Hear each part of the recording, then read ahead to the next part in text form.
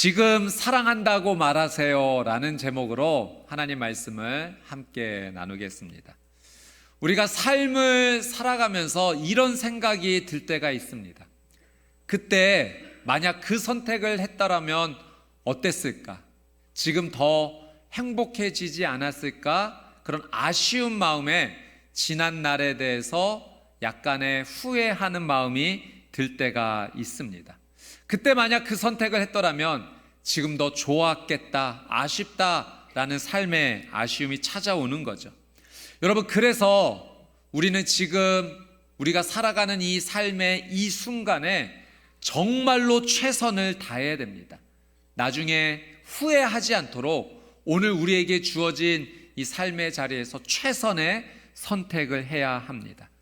제가 의미 있는 영상을 한 가지 보았는데요. 76세 되신 할아버지께서 자신의 과거, 젊은 시절에 자신에게 영상 편지를 보내는 내용입니다. 이 내용을 보면서 오늘 우리가 한번 생각해 볼 만한 메시지가 있다고 생각하는데요. 76세 일본인 할아버지입니다. 한번 영상을 한번 같이 보도록 하겠습니다. 할아버지가 이 자신의 젊은 시절에 자신에게 이제 영상 편지를 보내면서 약간 후회가 되는 것이 하나 있다라고 말을 합니다. 젊은 시절 사랑을 고백할 수 있는 그것을 하지 못했던 것이 후회가 된다고 말합니다. 그 사랑하는 사람이 계속 있을 줄 알았지만 그러지 못했던 거죠. 2년 뒤에 병에 걸려서 죽었다라는 고백을 합니다. 이 영상을 보면서 한번 생각해 봤어요. 내 인생에서 가장 후회가 되는 것이 무엇일까? 그것은 내가 사랑할 기회가 있을 때 사랑하지 않고 그냥 흘려보낸다면, 사랑한다라고 말할 수 있는 그 기회를 놓쳐버린다면 그것이 가장 큰 후회로 남지 않을까 생각이 들었습니다.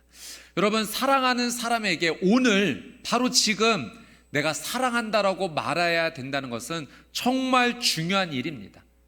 나중에 기회가 있겠지, 물론 기회가 있을 수 있겠지만 또 그 기회가 없을 수도 있다는 거죠. 오늘 우리가 읽은 말씀은 이 로마서 말씀입니다. 이 로마에 유대인들과 이방인들이 함께 모여서 이제 교회가 세워지게 되었는데 이 믿음 생활과 신앙 생활에 어려움이 있게 됩니다. 바울이 이 로마 교회를 방문해서 성도님들을 도와주고자 하는 마음이 가득했어요. 그런데 로마 교회 찾아가려고 할 때마다 그 길이 막혀서 몇 번씩 가지 못하게 되었고, 그래서 먼저 편지를 보내게 된 겁니다. 그 편지가 바로 지금 우리가 읽는 로마서가 된 거죠. 이 편지를 통해서 복음의 핵심이 무엇인지, 복음의 진리가 무엇인지를 아주 자세히 설명하고 이 복음을 믿는 자로서 어떻게 신앙생활 해야 될지를 로마 교회 성도님들에게 아주 자세하게 설명을 했습니다. 이제 이 편지를 마무리하면서 이 로마서 16장에서 사도 바울이 그 사랑하는 사람들에게 고마운 마음을 지금 전하고 있는 거죠. 여러분, 이 로마서 16장에 좋게 20명이 넘는 사람들의 이름이 언급되고 있습니다. 모든 이 사람들은 바울과 함께 이 복음의 관계 안에서 함께 관계를 맺은 사람들인데, 바울이 그 사람의 이름들을 하나하나 부르면서 이 안부 인사를 전하고 있습니다. 바울이 전하는 이 안부 인사가 마치 이렇게 느껴졌어요. 그 한 사람 한 사람의 이름을 부르면서 정말 감사합니다, 정말 고맙습니다, 당신과 함께 했었던 것이 내게는 큰 은혜였습니다, 사랑합니다 라는 그 고백을 바울이 이 편지의 말미에 전하고 있습니다. 그러니 바울은 지금 사랑한다라고 말할 수 있는 이 기회를 놓치지 않고 있는 거예요. 사랑한다라고 말할 수 있는 기회를 꼭 붙잡고 그 진실된 마음을 잘 전달하고 있습니다. 바울의 이 사랑의 고백이 어떻게 지금 전달되고 있는지 우리 말씀을 통해서 같이 한번 그 은혜를 나누어 보도록 하겠습니다. 먼저 오늘 본문의 1절과 2절 말씀 우리 같이 한번 읽겠습니다. 시작. 내가 갱그레아 교회의 일꾼으로 있는 우리 자매 베베를 너희에게 추천하노니 너희는 주 안에서 성도들의 합당한 예절로 그를 영접하고 무엇이든지 그에게 소용되는 바를 도와줄지니 이는 그가 여러 사람과 나의 보호자가 되었음이라. 이제 바울이 처음으로 이제 베베를 언급합니다. 베베 자매입니다. 바울은 이 로마 교회 보내는 편지를 이 베베 자매에게 부탁해서 베베 자매가 로마 교회 공동체에 전달을 했던 것이죠. 그래서 이 편지를 전달하는 베베 자매를 추천하고 있습니다. 소개하고 있어요. 베베 자매님은 어떤 사람인가? 이 바울의 설명을 보니까 이 고린도 지역에 있는 갱그레아 교회의 일꾼이다라고 표현을 합니다. 이 일꾼이다라고 하는 이 표현이 이 베베가 집사 직분인 것을 알게 돼요. 일꾼이다라는 그 의미에 그것이 함께 담겨져 있습니다. 여러분, 당시에 이 집사 직분을 받는 사람은 어떤 사람인가? 성경에는 이런 분이 집사 직분을 받는다라고 기록하고 있죠. 단정하고 양심이 깨끗하고 또 신앙생활에 모범이 되는 사람입니다. 그러니 베베는 여자 집사님으로서 이 갱그레아 교회의 일꾼으로서 신앙생활에 모범을 보이는 훌륭한 그런 직분자였습니다. 또 바울은 이 베베 집사님을 자신과 또 여러 사람들의 보호자 역할을 이 베베 자매가 했다, 베베 집사님이 했다라고 소개합니다. 보호자가 됐다는 것은 실질적으로 도왔다는 겁니다. 후원했다는 겁니다. 베베 자매는, 베베 집사님은 하나님의 말씀의 기준을 따라서 그 교회 성도님들을 도왔고 또 복음 전하는 사역자니 이 바울을 후원하였습니다. 베베라는 이름이 이 빛나는 이라는 의미가 있는데 이름 뜻 그대로 갱그레아 교회에서 정말 빛나는 존재였던 거죠. 여러분, 우리 주변을 살펴보면 나에게 이런 베베 같은 집사님, 베베 같은 존재가 있는 것을 보게 됩니다. 늘 주변을 살피고 어려운 자가 있으면 도와주고 보호자 역할을 하는 거죠. 기도로 도와주고 마음을 신경 써주기도 하고 물질적으로 도와주기도 합니다. 빛나는 존재예요. 여러분, 한번 마음 가운데 여러분에게 베베 집사님과 같은 존재하면 누가 떠오르십니까? 가깝게는 우리 가족이 떠오를 수도 있어요. 우리 배우자, 남편, 아내가 나에게 베베 집사님과 같은 그런 역할을 하는 거죠. 함께 기도해주고 마음을 신경 써주고 보호의 역할을 해주는 겁니다. 또 우리의 부모님일 수 있고 형제 자매일 수도 있어요. 또 교회 공동체를 생각하면 그렇게 나에게 보호자 같은 역할을 해주었던 장로님, 권사님, 집사님, 성도님이 생각날 수가 있을 것입니다.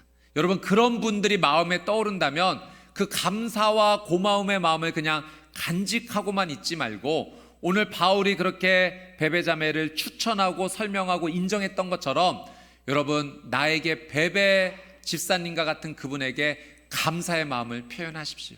기도해 주셔서 감사합니다. 나를 도와주셔서 감사합니다. 내 마음을 신경 써 주셔서 감사합니다. 감사는 또 다른 감사를 불러일으키죠. 감사를 표현할 때 그 관계가 더 깊은 사랑의 관계로 나아갈 수가 있습니다. 여러분의 삶 가운데 이런 감사의 고백이 흘러넘침으로 말미암아 여러분의 관계가 더 깊은 사랑의 관계로 나아갈 수 있게 되기를 주님의 이름으로 축복합니다. 자, 3절 4절 말씀 또 한번 보도록 하겠습니다. 누가 등장할지 한번 보겠습니다. 시작. 너희는 그리스도 예수 안에서 나의 동역자들인 브리스가와 아굴라에게 문안하라. 그들은 내 목숨을 위하여 자기들의 목까지도 내놓았나니 나뿐 아니라 이방인의 모든 교회도 그들에게 감사하느니라. 자, 3절에 바울이 문안하라라는 표현을 사용하고 16장에 이 문안하라라는 표현이 참 많이 등장을 합니다. 이 문안하라라고 하는 것은 바울이 자신의 이 감사와 사랑의 인사를 대신 전해달라라고 하는 의미입니다. 3절에서 가장 먼저 이 문안의 대상으로 언급된 사람은 이 브리스길라와 아굴라 부부입니다. 이 브리스가라고 나왔는데 브리스길라의 애칭인 거죠. 이들 부부는 바울과 함께 고린도와 에베소 지역에서 함께 사역을 했습니다. 사도행전 18장 말씀해 보면 이 브리스길라와 아굴라가 이제 소개되는 모습이 나오는데요. 사도행전 18장 1절에서 3절 말씀 우리 같이 한번 읽어보도록 하겠습니다. 시작. 그 후에 바울이 아덴을 떠나 고린도에 이르러 아굴라라 하는 본도에서 난 유대인 한 사람을 만나니 글라우디오가 모든 유대인을 명하여 로마에서 떠나라 한 고로 그가 그 안에 브리스길라와 함께 이달리아로부터 새로 온지라. 바울이 그들에게 감해 생업이 같으므로 함께 살며 일을 하니 그 생업은 천막을 만드는 것이더라. 이 브리스길라가 아내이고 아굴라가 남편입니다. 이들 부부는 천막을 만드는 일을 함으로써 그 생업을 유지했는데요. 원래는 로마에서 살았습니다. 근데 AD 52년경에 글라우디오 황제가 그 로마에서 모든 유대인들을 다 추방하게 되었고, 그때 이 로마를 떠나서 고린도 지역에 정착하게 됩니다. 그 과정에서 바울을 만난 것입니다.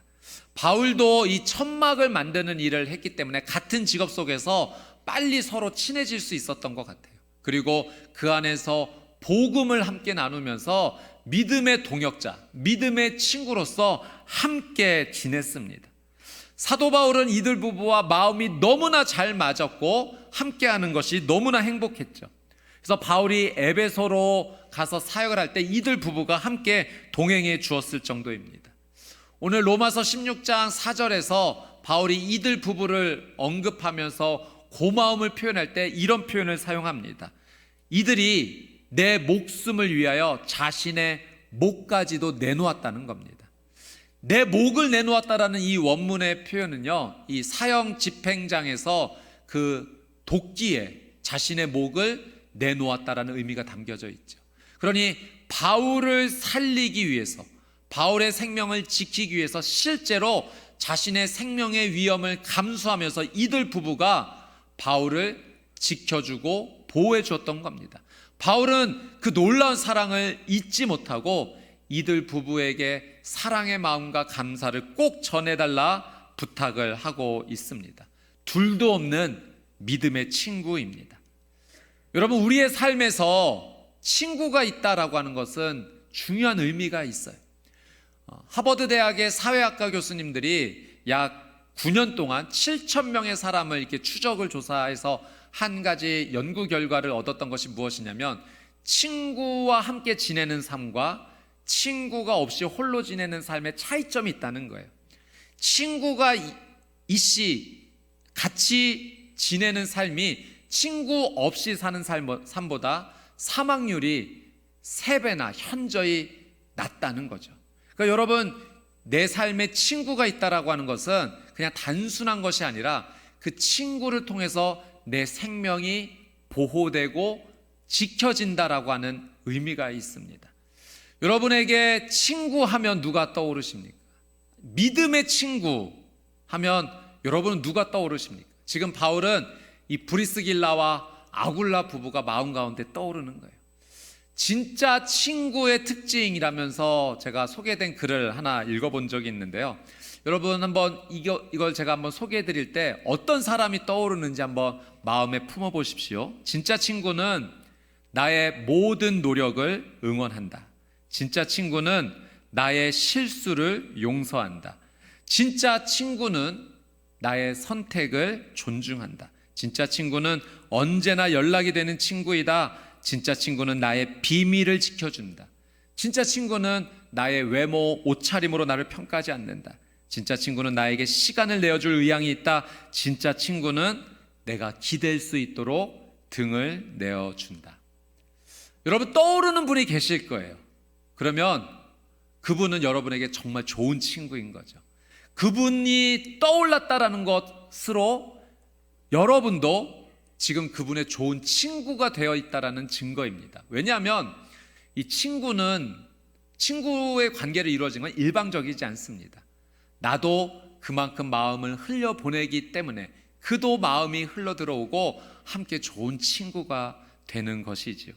여러분, 삶에서 좋은 친구를 교제하고 또 그 좋은 친구에게 내 감사와 사랑의 마음을 전할 수 있다는 것은 사랑할 수 있는 아주 좋은 기회입니다.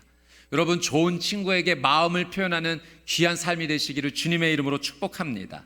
제가 우리 평촌교회 성도님들을 보니 이 남선교회 여전도회 이루어지는 모습을 보면서 너무 좋게 보였습니다. 같은 나이 또래 믿음의 친구들이 함께 모여서 서로 응원하고 격려하고 함께 그 믿음의 길을 가는 모습이 너무 좋아 보입니다. 여러분, 이 믿음의 친구들 더 많이 사랑해 주십시오. 더 많이 격려해 주시고 더 많이 위해 기도해 주십시오.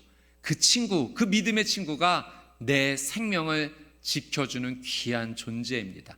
서로가 서로에게 이 생명의 은혜, 믿음의 은혜를 나누는 우리 귀한 평촌교회 성도님들 삶이 되시기를 다시 한번 주님의 이름으로 축복합니다.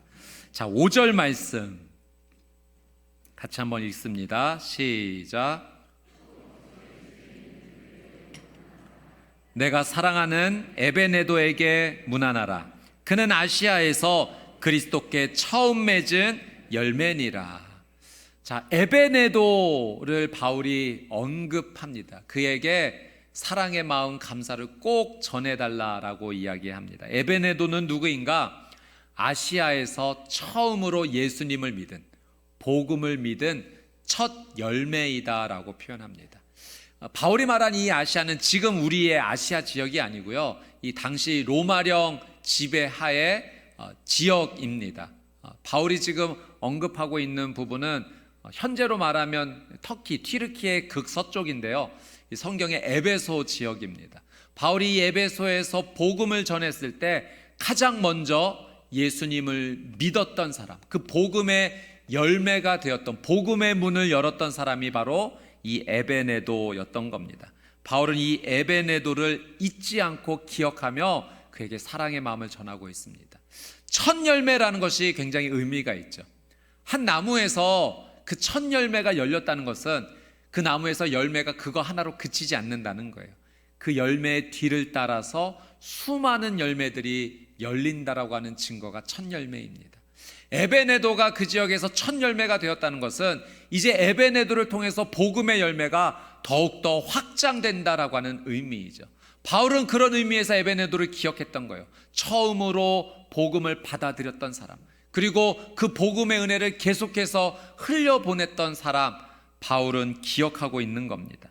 여러분, 우리에게 첫 번째라고 하는 것은 참 좋은 추억과 기억을 남깁니다.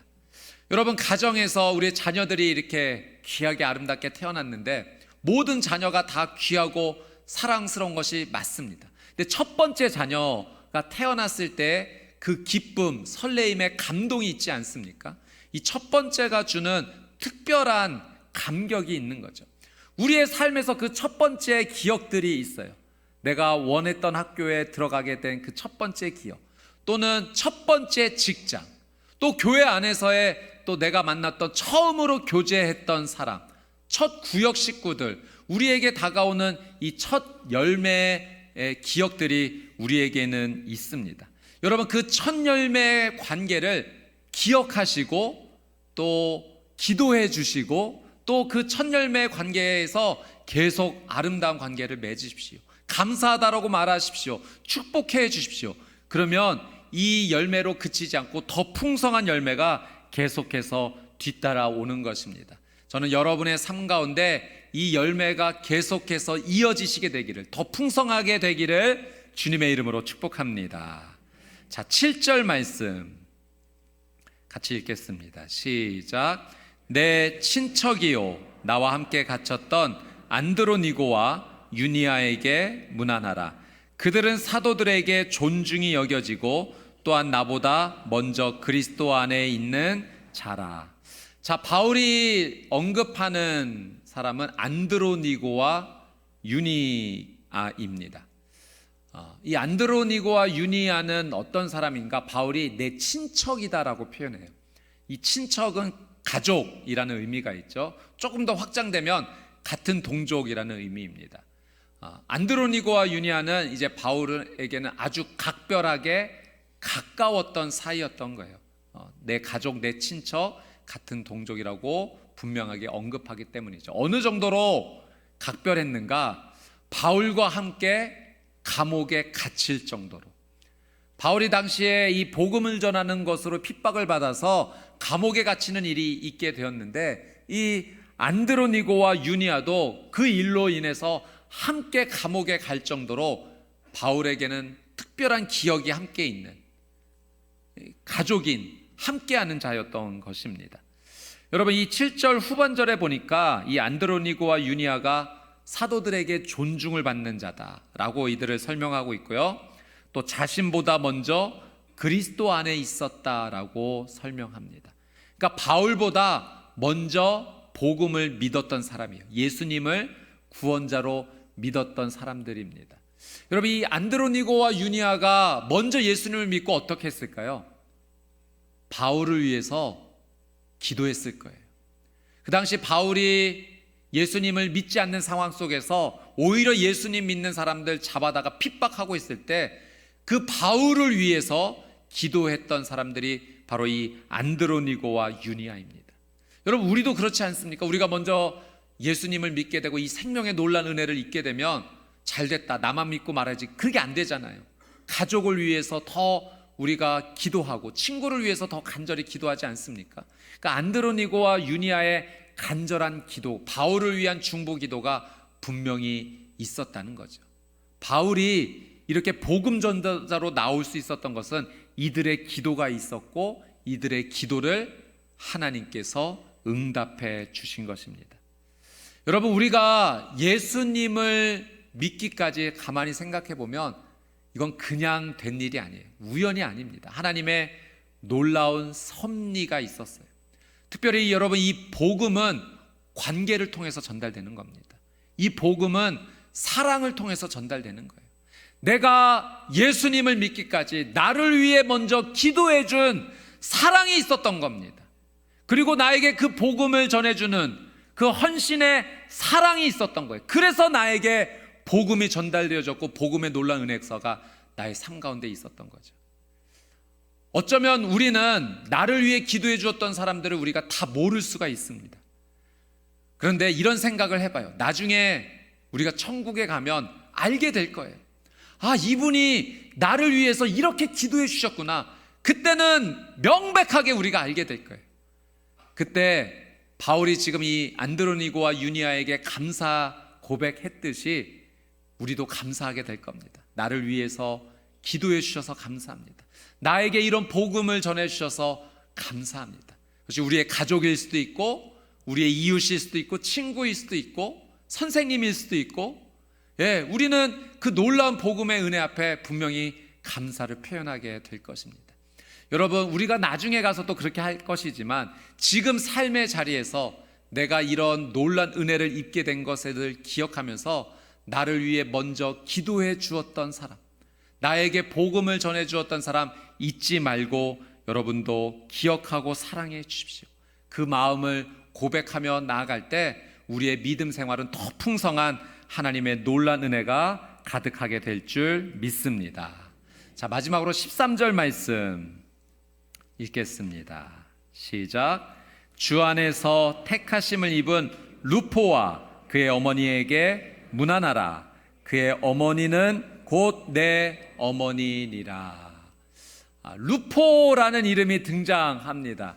여러분, 익숙한 이름이죠. 이 루포는 누구일까요? 복음서에 이 루포가 등장을 하는데요, 마가복음 15장 21절 말씀 같이 한번 읽습니다. 시작.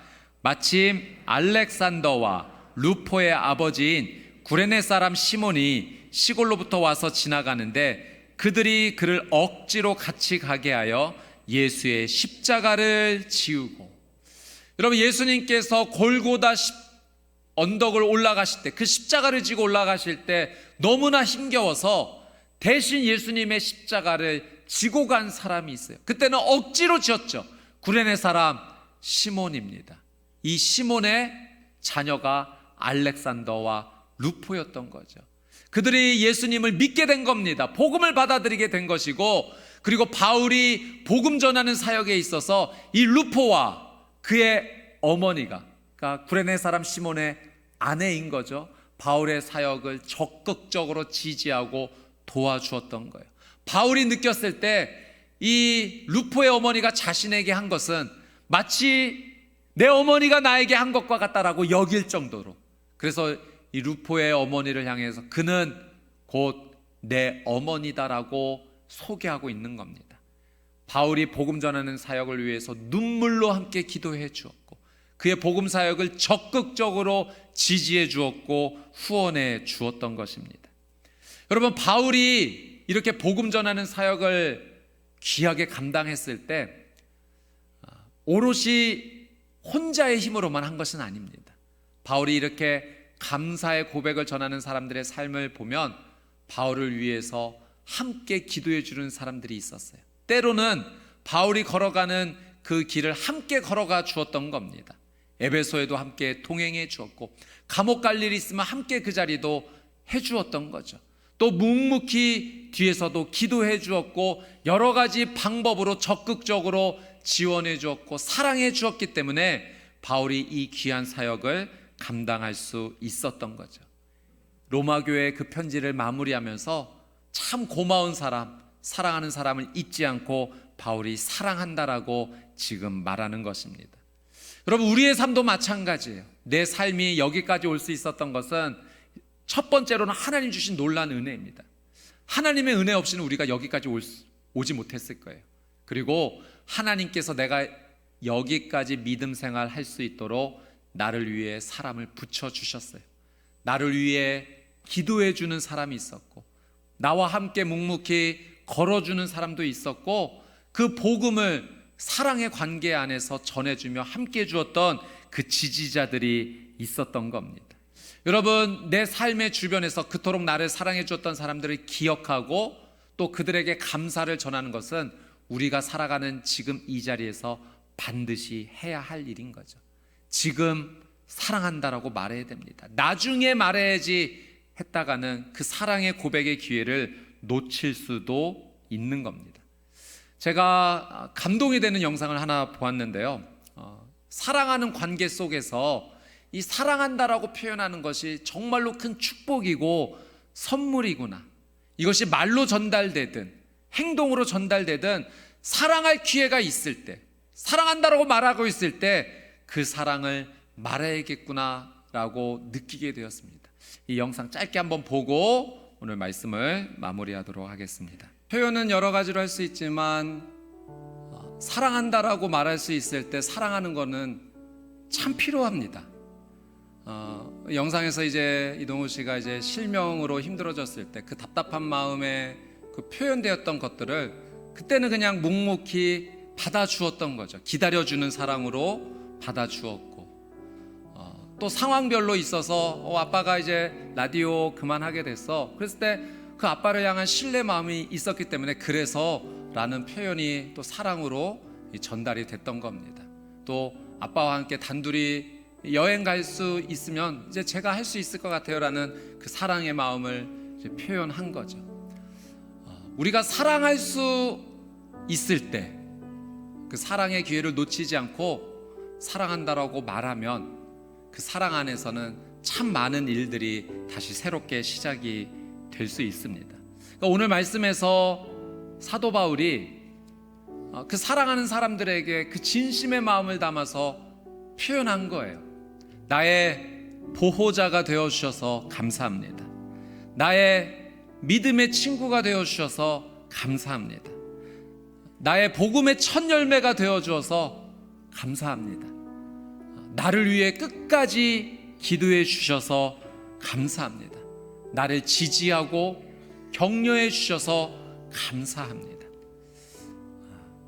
사랑하는 그 사람에게 사랑한다라고 말하는 것은 어쩌면 하나님께서 우리에게 주신 놀라운 은혜이고 선물입니다. 여러분, 우리 주변에서 내가 이제 어떻게 하면 이 사랑의 기회를 놓치지 않고 사랑한다라고 말할 수 있을까? 우선 가까운 가족에게 여러분 사랑한다라고 많이 말해 주십시오. 그리고 주변에 좋은 친구들, 또 믿음의 동역자들, 직장의 동료들, 그 감사한 마음 잊지 않고 전달한다면 그 삶 가운데 놀라운 하나님 주신 은혜가 다시 꼽히게 될 겁니다.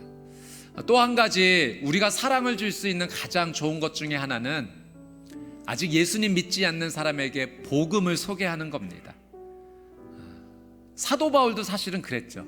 복음을 알지 못했는데 그를 위해서 기도해 주었던 사람이 있었고, 그래서 하나님께서, 예수님께서 그를 만나 주셨고 또 귀한 복음 전도자로 쓰임 받지 않습니까?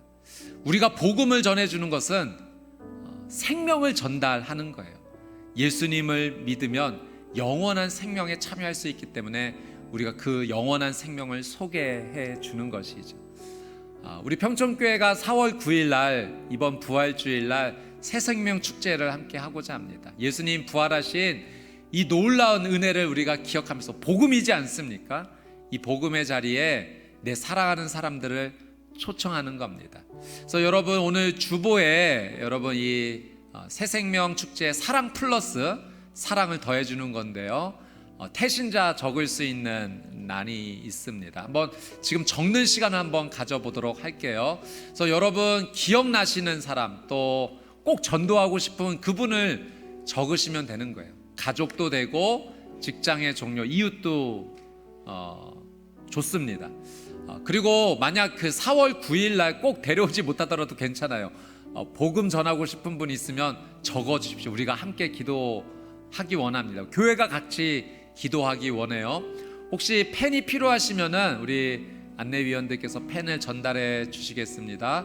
한번 손을 들어서 표해 주시면은 펜을 한번 전달해 드리도록 할게요. 그래서 이 4월 9일 날 저희가 이 부활주일 날 복음의 축제도 함께 열고, 그날은 우리 주차장에 이렇게 먹거리도 좀 준비해서 같이 사랑의 교제도 함께 나누고자 합니다. 그래서 먼저 우리가 같이 기도하기 원하는데, 전도하고 싶은, 이 복음을 전하고 싶은 분을 한번 이렇게 적어서 제출해 주시면 너무 감사하겠습니다. 오늘 조금 생각이 필요하시면은 다음 주에 제출하셔도 돼요. 그래서 가져가셔서 좀 적어 오셔도 되고, 오늘 나가실 때 절취해서 내주시고 나머지는 가지고 계셔서 같이 기도했으면 좋겠습니다.